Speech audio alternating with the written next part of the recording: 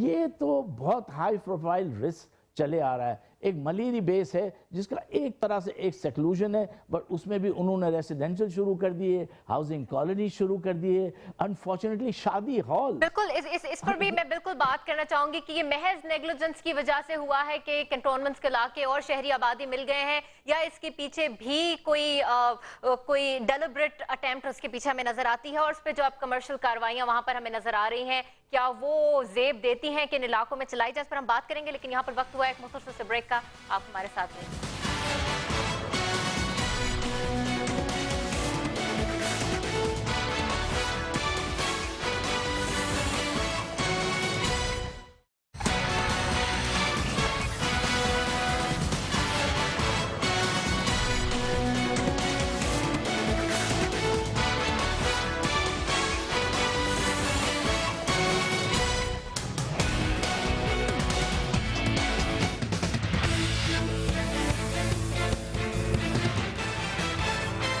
Welcome back. ملک میں ایک مرتبہ پھر مشکل صورتحال کا سامنا ہے. چھاونیاں اور رہائشی علاقے آپس میں مل چکے ہیں. شہر ملک کے بڑے بڑے شہروں میں ایگزامپلز ہمیں نظر آ رہے ہیں، اور یہ ایک ٹو وے رسک ہے. نہ صرف ان کنٹونمنٹس کے علاقوں کو یا بیسز کو خطرات لاحق ہیں کیونکہ ہم دہشت گردی کے خلاف جنگ میں اس وقت فرنٹ لائن پر ہیں، بلکہ یہ جنگ اس وقت ہمارے ملک میں ہی لڑی جا رہی ہے. اس سے شہری بھی اپنے آپ کو خوفزدہ محسوس کریں. ہمارے ساتھ پشاور سے ایک کالر ہیں پروفیسر ڈاکٹر ارشاد، ان سے آپ بات کرتے ہیں. جی ڈاکٹر صاحب، کیا کہیں گے آپ؟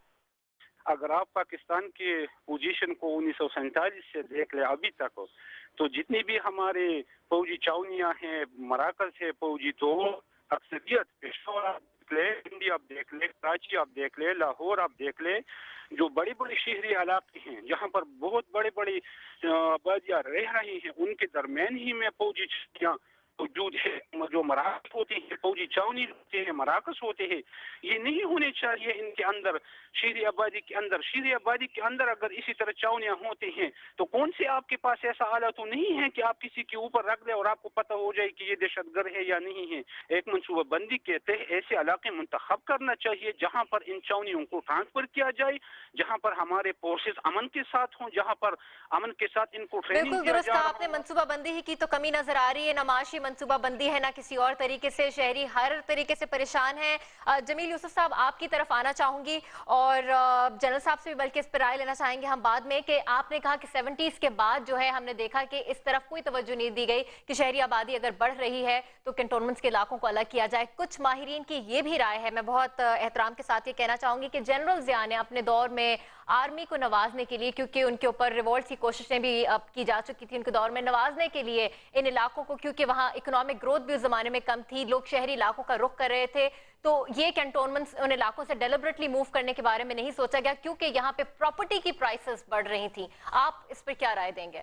نہیں ندا، آپ کا جو تھاٹ ہے آدھا صحیح ہے آدھا غلط ہے. میں آپ کو بتاتا ہوں، جنرل قیوم صاحب نے بھی یہ کہا کہ جی ایچ کیو شفٹ کرنے میں کافی کرٹیسزم ہوا کہ بہت سارا پیسہ خرچ ہوگا. بالکل صحیح آبزرویشن تھی جس کو میں ایڈریس کرنا چاہ رہا تھا. دیکھیے، اب آپ کا جب یہ cantonment area heart of the city میں ہے تو یہ تو بیس اسٹیشنز کے لیے یوز ہو رہا ہے. یہ کوئی بیچنے والی چیز تو نہیں ہے. ہم ہاؤسنگ اتھارٹی کی نہیں بات کر رہے ہیں، ہم کہہ رہے ہیں ان کو ریلوکیٹ کرنے میں. ان کو ریلوکیٹ کرنے میں تو کچھ بھی پیسہ خرچ نہیں ہوگا.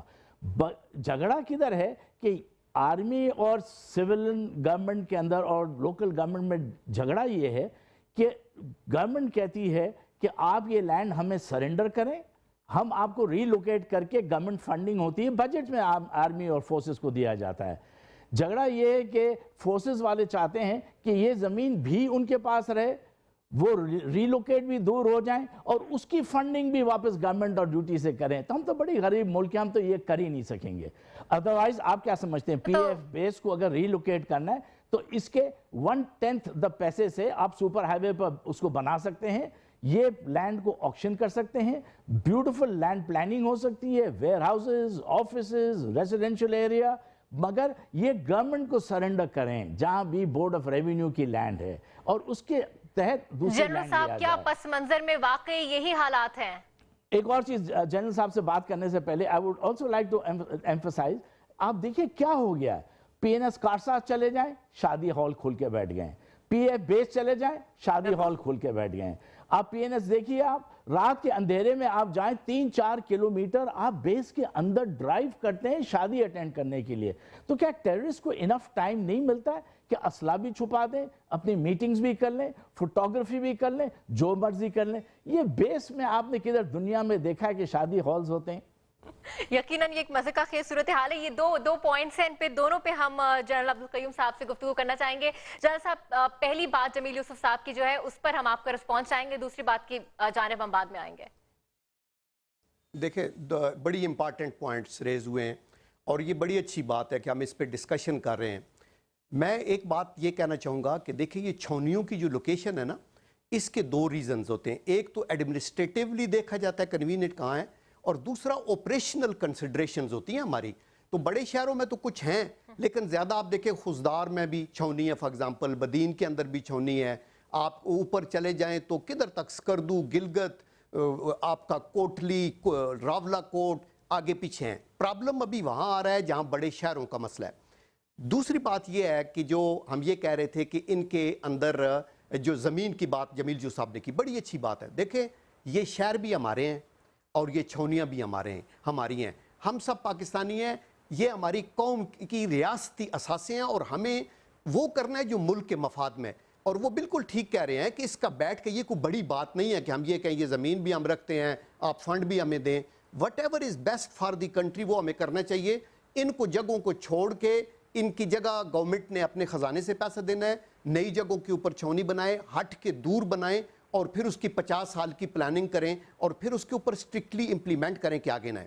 دوسری بات جو تیسری بات ہے ان کی شادی ہالوں کی, یہ بھی بڑی اہم بات ہے. دیکھیں اس کو بھی سوچیں, جب ہم کہتے ہیں کنٹونمنٹ ایک کارنر ہے, یہ سیپریٹ ہوگی, آپ نے 40 میل دور بنائی اور شروع میں ایسے ہی ہوا. کراچی کی آبادی 1947 میں 2-2.5 لاکھ تھی, آج 130-40 کروڑ ہو گئی ہے, 1 کروڑ اور 30-40 لاکھ ہو گئی ہے.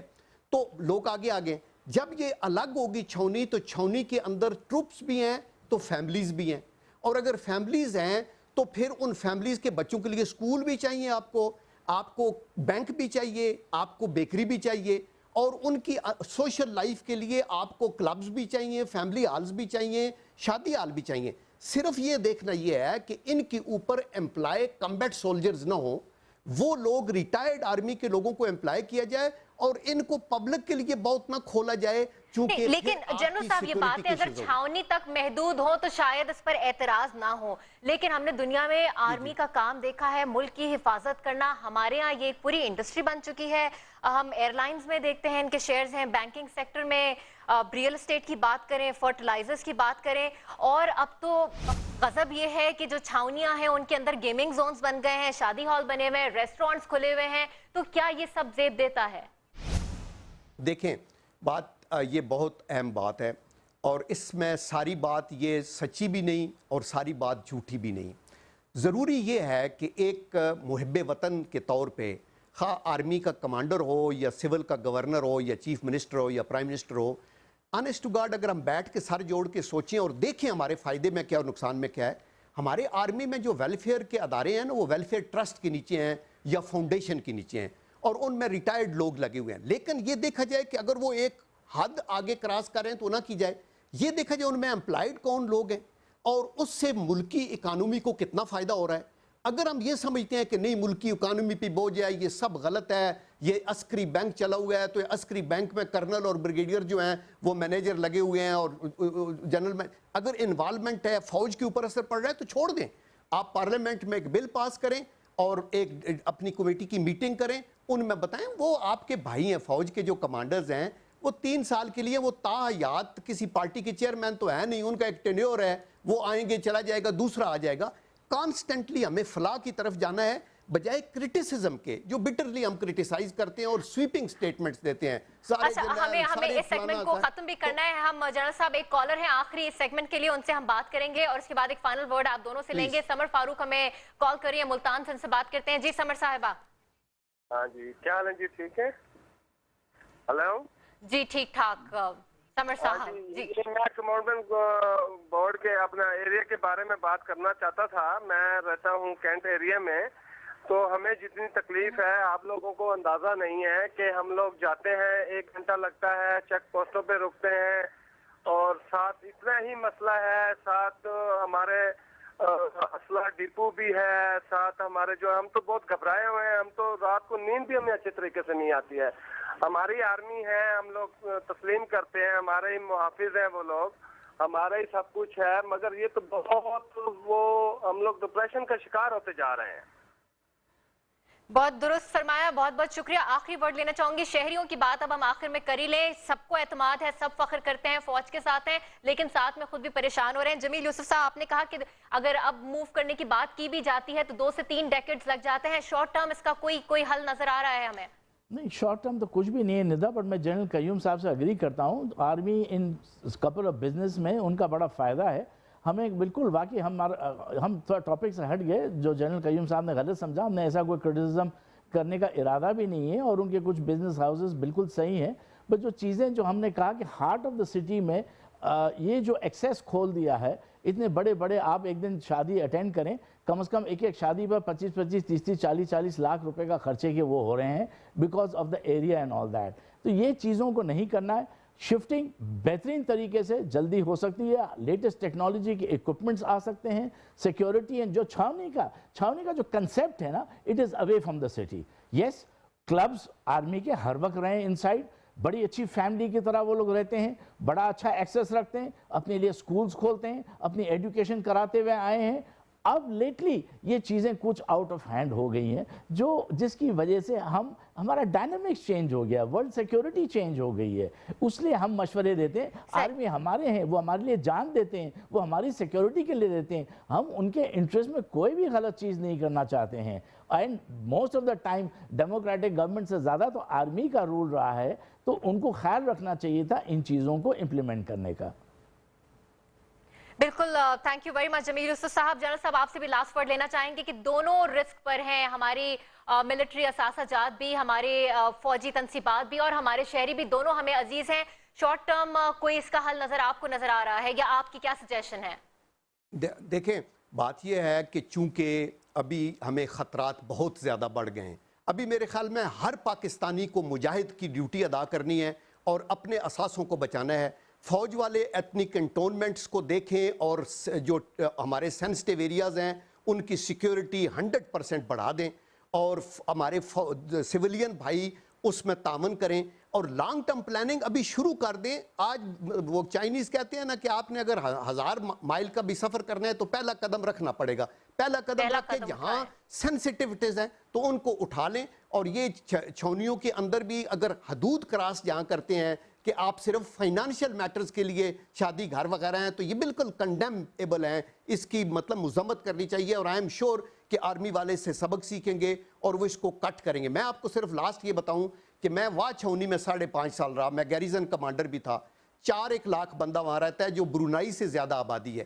وہاں جب میں نے وہاں میڈیکل کالج کی بنیاد رکھی ویلفیئر ٹرسٹ کی منی سے، وہاں یونیورسٹی بنائی ہے، وہاں انجینئرنگ کالج، وہاں کام سیٹ انسٹیٹیوٹ، اور اس میں جا کے آپ دیکھ لیں کہ ایک بھی بچہ کو فوجی پڑھ رہا ہو، سارے آل پاکستان میرٹ پہ. اور وہاں کا ساری بستی جو ہے وہ 4 لاکھ سویلین کی ہے. وہاں ایک ڈی ایس ٹی بٹالین ہے جو صرف محافظوں کی ہے. تو میں یہ کہتا ہوں کہ یہ جو آرمی کی کنٹریبیوشن پیس ٹائم ہوتی ہے، یہ اکانومی کے لیے بہتر ہے، ایجوکیشن کے لیے بہتر ہے.